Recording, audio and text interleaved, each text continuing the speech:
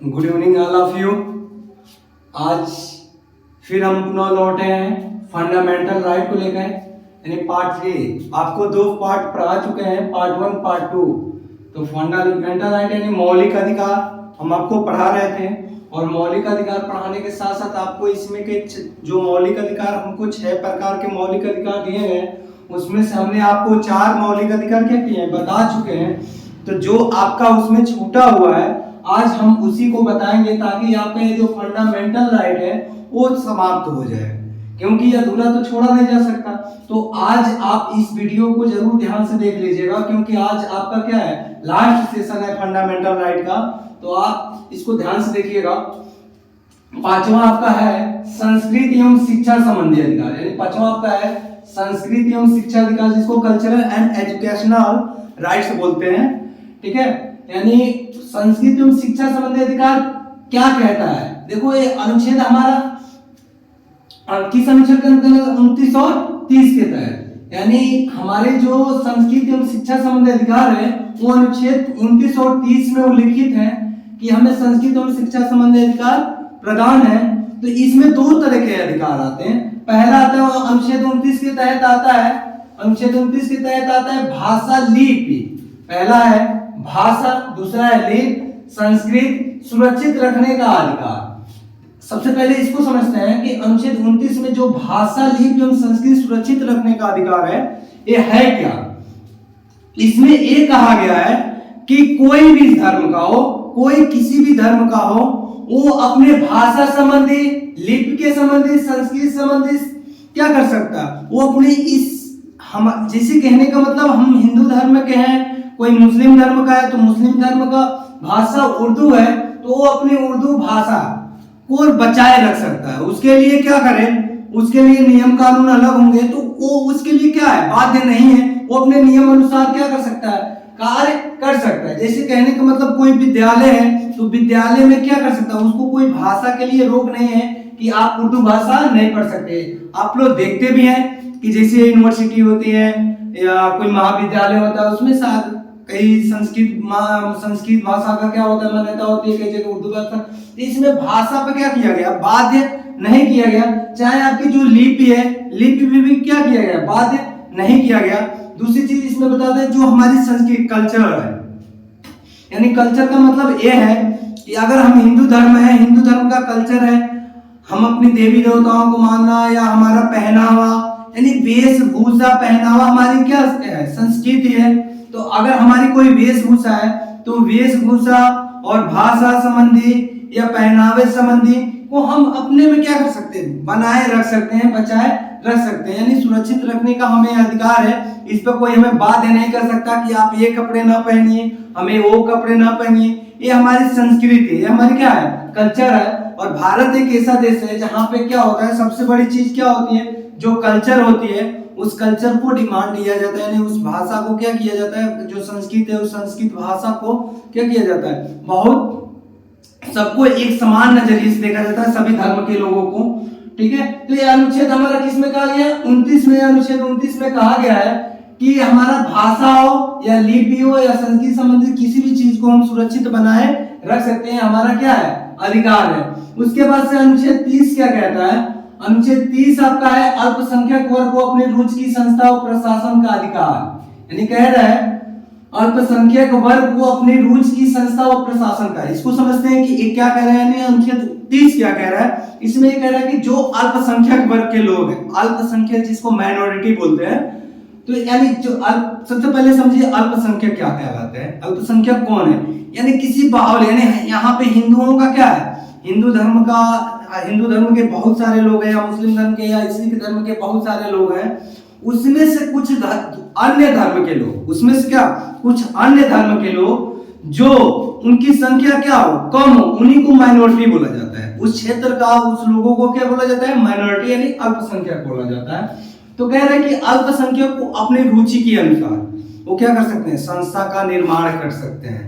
यानी कहने का मतलब है कि इस एरिया में मुस्लिम बाहुल क्षेत्र नहीं है, यानी मुस्लिम की संख्या कम है, तो अपने लिए मदरसे का निर्माण करके वो अपनी रुचि के अनुसार, अपनी पसंद के अनुसार क्या कर सकते हैं, उसमें शिक्षा ग्रहण कर सकते हैं। इसमें कोई बाध्य नहीं है, यानी ये उनको अधिकार मिला है कि अल्पसंख्यक, जिसे कहने का मतलब, अब ले लीजिए अभी हम महाविद्यालय में जाते हैं या किसी इंटर कॉलेज में जाते हैं, वहां पे हिंदू मुस्लिम धर्म के लोग आते हैं। अभी उसमें से कोई जैन धर्म का लोग आ गया, यानी जैन धर्म को मानने वाले आ गए, तो जैन धर्म के लोग को देखकर क्या, यानी जैन धर्म का कोई पढ़ने का तो अधिकार सबको है, लेकिन अगर जैन धर्म का लोग, उसमें क्या हुआ, अगर पढ़ने आ गए तो सारे बच्चे जैन धर्म के लोग, जैन धर्म के जो अनुयायी हैं, जो पढ़ने वाला बच्चा है, उसको देख के हंसने लगे, क्योंकि उसकी जो पहनावा है या जो भी चीज है वो उसको देख कर क्या करेंगे, उसका मजाक बनाएंगे।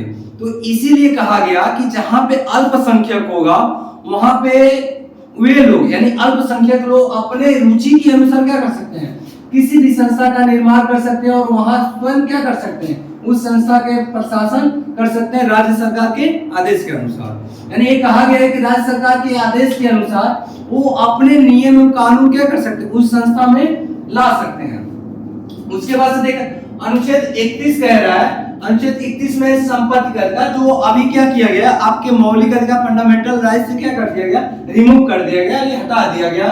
तो एक क्यों हटाया गया, यानी जो संपत्ति का अधिकार है 44वें कौन से संशोधन, 44वें संवैधानिक संशोधन, यानी 44वें संवैधानिक संशोधन द्वारा इसको क्या कर दिया गया, हटा दिया गया है। ठीक है, तो इसमें एक कहा गया है कि अगर, इसमें दो कंडीशन, इसमें एक कहा गया है कि राज्य सरकार या विधि के अनुसार अगर आपकी जो प्रॉपर्टी है, जो आपकी संपत्ति, उसको राज्य सरकार क्या करती है, अगर पूर्णतः मतलब दे देती है तो उसमें कोई छीनने का किसी को अधिकार नहीं है। लेकिन राज्य सरकार या केंद्र सरकार को जब आपकी संपत्ति की आवश्यकता पड़ेगी, अगर वो विधि के द्वारा नहीं है, तो वो आपके संपत्ति पे क्या कर सकती है, अपना हस्तक्षेप कर सकती है, या कभी उसको जरूरत पड़े तो आपकी संपत्ति को क्या कर सकती है, ले सकती है। ठीक है, इसीलिए इस संपत्ति के अधिकार को क्या किया गया, फंडामेंटल राइट से हटा दिया गया। अब आते हैं अनुच्छेद 32 में। तो अनुच्छेद 32 क्या कहता है, यानी जो हमारा 6वां है, जो 6वां मूल अधिकार है संवैधानिक उपचारों का अधिकार, जिसको right to constitutional of remedies कहते हैं। तो ये देखिए क्या कह रहा है, यानी संवैधानिक उपचारों का अधिकार, इसमें 5 तरह के अधिकार आते हैं। इसमें कितने तरह के, 5 तरह के अधिकार। पहला है बंदी प्रत्यक्षीकरण, दूसरा है परमादेश, तीसरा है प्रतिषेध, और चौथा है उत्प्रेषण, और 5वां है अधिकार परीक्षा। 5वां क्या है, अधिकार परीक्षा। तो एक एक करके इसको हम समझते हैं कि क्या है। पहला दिया है बंदी प्रत्यक्षीकरण, पहला क्या दिया है, बंदी प्रत्यक्षीकरण, मतलब इसका मतलब ये हुआ अवैध रूप से, इसका मतलब क्या हुआ, अवैध रूप से, यानी हम जिसे समझा देते हैं अवैध रूप से बंदी।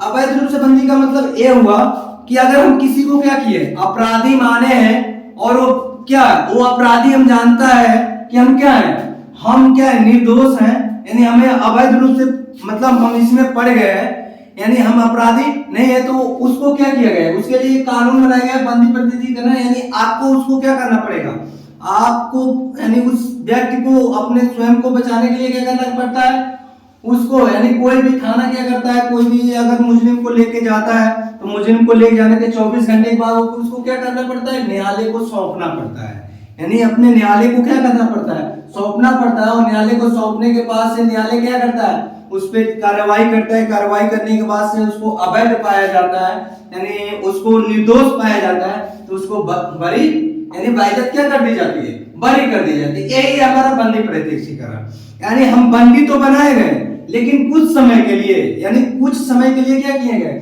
अगर निर्दोष है तो हम कुछ समय के लिए बंदी कर बनाए गए, लेकिन उसमें भी हमारी क्या है, सुरक्षा दी जाती है कि हमें क्या करना है, 24 घंटे के अंदर, यानी 24 घंटे की बात हमने इस चीज को बहुत पहले भी बताया है कि आने जाने का समय उसमें काउंट नहीं किया जाता है, यानी उसको क्या करना होता है, अपने न्यायालय के पास देना पड़ता है। उसके बाद से दूसरा है परमादेश।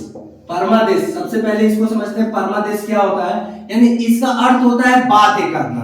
इसका अर्थ क्या होता है, बाध्य करना होता है, यानी किसी को क्या करना, मजबूर कर देना, किसी को क्या करना, मजबूर कर देना, बाध्य कर देना। जैसे मान जाओ कोई भी अधिकारी या कोई भी संस्था क्या करता है, अपने कार्यों या कर्तव्यों का निर्वहन नहीं करता है, अपने कार्यों कर्तव्यों का निर्वहन नहीं करता है, तो उसके खिलाफ परमादेश जारी किया जाता है। उसके खिलाफ क्या किया जाता है, परमादेश जारी किया जाता है। जिसे कहने का मतलब है कि हम पढ़ाते हैं और पढ़ाने के साथ साथ क्या है, पढ़ाने के साथ साथ हम क्लास में आते हैं, सोते हैं, तो अगर हम अपने कर्तव्यों का सही ढंग से निर्वहन नहीं करते हैं तो उस समय उच्च न्यायालय क्या कर सकता है, हमारे खिलाफ फरमादेश जारी करके हमको अपने कर्तव्य का पालन कराने के लिए क्या कर सकता है, मजबूर कर दे सकता है। ठीक है। तीसरा है प्रतिषेध लेख। क्या होता है प्रतिषेध लेख? इसका मतलब होता है जैसे हमें क्या किया, इसमें प्रतिषेध लेख में होता है एक शब्द में कहा जाता है मना करना। क्या करना? मना करना। तो मना करना क्या होता है? मना करना का मतलब कोई उच्च न्यायालय क्या किया, उच्चतम न्यायालय क्या किया, उच्च न्यायालय किसी को काम दिया और उस कार्य को मना कर दिया, तो उच्च न्यायालय क्या करता है, उच्च न्यायालय क्या करता है, सीधे उच्चतम न्यायालय को प्रेषित कर देता है और उस मैटर को क्या करता है, उसके द्वारा स्थानांतरित किया जाता है। यानी उच्चतम न्यायालय द्वारा फिर से क्या किया जाता है, उस मैटर को उस व्यक्ति के पास लाया जाता है। ये होता है प्रतिषेध लेख। उसके बाद से उत्प्रेषण क्या है, इसका मतलब होता है सूचित करना। इसमें क्या होता है, अगर कोई भी मैटर है, यानी जो बड़ी मैटर है, और बड़ी मैटर के अनुसार क्या होता है कि अगर वो अपने क्षेत्राधिकार न्यायालय से क्या हो, उसके क्षेत्राधिकार न्यायालय से बाहर हो, यानी वो वाला जो मैटर आया है, यानी जो भी समस्या आई हो, समस्या क्या हो, क्षेत्राधिकार न्यायालय से क्या हो, बाहर हो, तो क्या करता है, सीधे उच्च न्यायालय को प्रेषित करता है और उच्च न्यायालय उसको क्या करता है, उच्चतम न्यायालय में प्रेषित करता है और उस माध्यम से क्या किया जाता है, उत्प्रेषण द्वारा सबको क्या किया जाता है, यानी उत्प्रेषण सूचित कराता है। यानी जो उच्चतम न्यायालय होता है वो क्या करता है, सूचित कराता है और उस चीज पे क्या करता है, मजबूर करता है कि इस कार्य को होना चाहिए। पांचवा है अधिकार परीक्षा। तो देखते हैं अधिकार परीक्षा क्या है। अधिकार परीक्षा मतलब ये होता है कि हमारा जो अधिकार है ना, वो प्रश्न पूछने का भी अधिकार है। क्या है, यानी हमारे पास प्रश्न पूछने का भी अधिकार है। यानी एक शब्दों में इसे कहें, यानी राजनीति की भाषा में ये कहे कि अगर कोई क्या हो, संवैधानिक तरीके से कोई अपने कार्यरत है, यानी कोई सरकारी दफ्तर में काम करता है और उसकी जगह पे क्या हो गया, कोई आकर जिसका अधिकार नहीं है वो कार्य करने लगा, तो ये क्या होता है, यानी हमारे उच्चतम न्यायालय उच्च न्यायालय को अधिकार है कि वो क्या कर सकता है, उससे प्रश्न पूछ सकता है कि आप वहां पे क्यों गए, क्यों कार्य करने गए। जैसे हमारे कहने का मतलब हम यहाँ पे पढ़ाते हैं, हमारा अधिकार क्या है, पढ़ाना है, और हमारे जगह पे आकर कोई और पढ़ाने लगा जबकि वो पढ़ाने यानी वहां का टीचर नहीं है, तो हम ये उससे क्वेश्चन कर सकते हैं, यानी हम प्रश्न कर सकते हैं, क्योंकि वो मेरे अधिकार है और हमारे अधिकार को छीनने की कोशिश कर रहा है, इसलिए हम उससे प्रश्न कर सकते हैं कि आप यहाँ पे क्यों आए हैं। यानी प्रश्न पूछने का अधिकार है, यानी हमारे उच्च न्यायालय को क्या है, प्रश्न पूछने का भी क्या है, अधिकार है। थैंक यू बच्चों, आज आपका ये जो मौलिक अधिकार यानी फंडामेंटल राइट था, आज आपका यहीं पे क्लोज होता है और आगे भी हम नेक्स्ट वीडियो के साथ मिलेंगे, नेक्स्ट नए चैप्टर के साथ मिलेंगे। तब तक के लिए जय हिंद।